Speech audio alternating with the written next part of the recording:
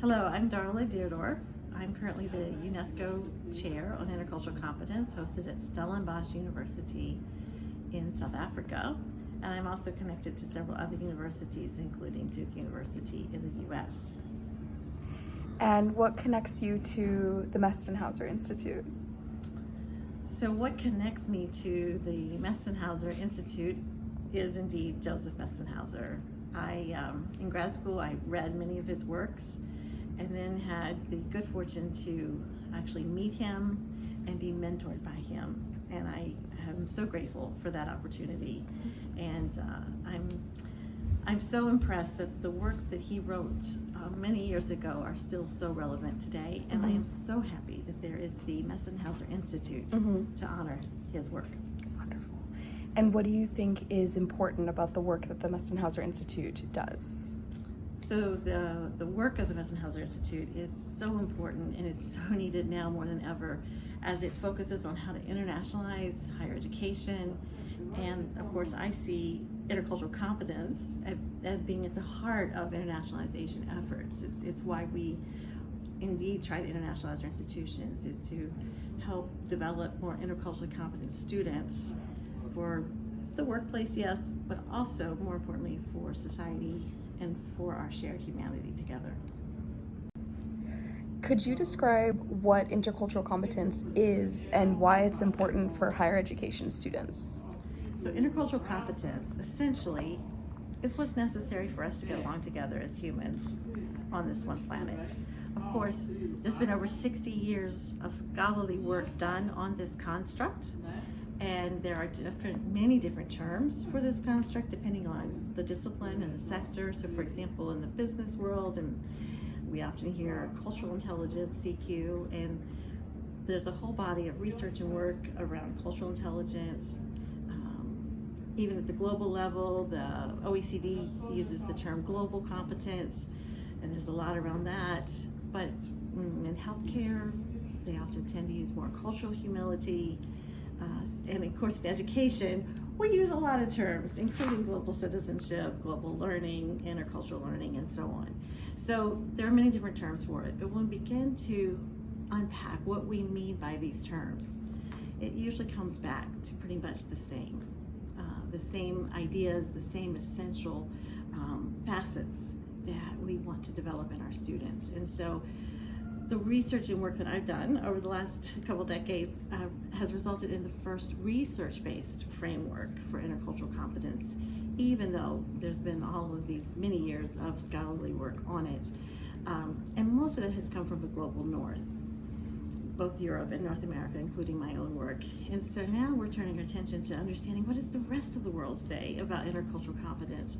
And that's where we encounter ideas like Ubuntu from South Africa, which looks at the interconnectedness of all humans and how what we each do impacts the other. And we can't be human without each other. And in the Andean culture, we're looking at a concept around buen vivir, which is the interconnectedness of all living beings on this planet. So it's a much more holistic way of looking at intercultural competence, and that's what my UNESCO chair and team is currently looking into.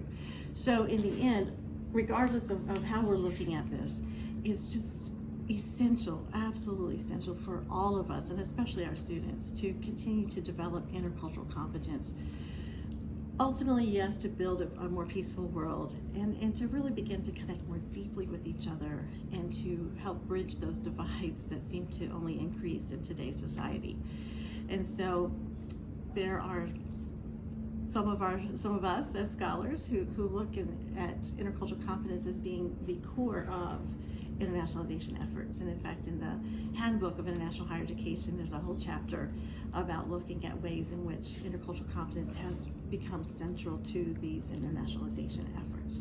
And so I'm thrilled again to see that the Mestenhauser Institute is taking this up and focusing so much on the importance of developing intercultural competence in our students.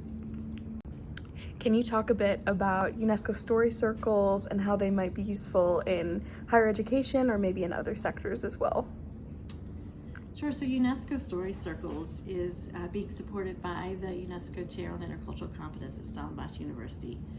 and it's being used many places all over the world. And I'm really excited about the Mestenhauser Institute being able to take UNESCO Story Circles out across Czechia, in which we've just done at 3 different places around the country this past week. So the story circles themselves were designed, and the purpose of these UNESCO Story Circles are for participants to be able to practice specific intercultural competencies in a very concrete way.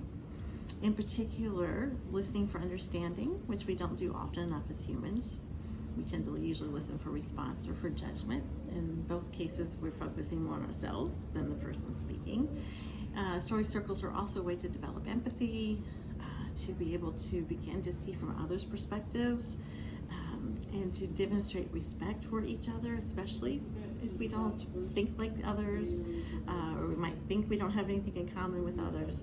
And in the end, oftentimes participants come away feeling like we have more in common than what divides us. So UNESCO Story Circles is a structured yet adaptable protocol that takes about 90 minutes to run. It's usually run in circles of 4 to 6 participants, no fewer than 4, no more than 6. But it's very scalable. In fact, just recently I was facilitating story circles with over 1,000 teachers at a conference in Argentina. So it's very scalable, and it can also be done online. What's important is that it follows the structured protocol that is outlined in an open access manual available in 7 different languages.